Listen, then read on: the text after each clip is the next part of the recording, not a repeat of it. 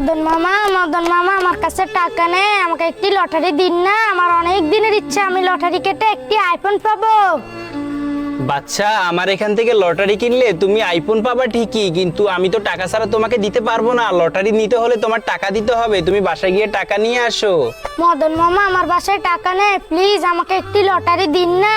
বাচ্চা, আসলে আমি তোমাকে এখান থেকে ফ্রিতে লটারি দিতে পারবো না, দিলে আমার অনেক বেশি লস হয়ে যাবে। তবে তুমি একটা কাজ করতে পারো, তুমি তোমার হাতের এই মোবাইলটা দিয়ে আমার ইউটিউব চ্যানেলটি সাবস্ক্রাইব করে দাও, তাহলে আমি তোমাকে এখান থেকে একটা ফ্রিতে লটারি দিব।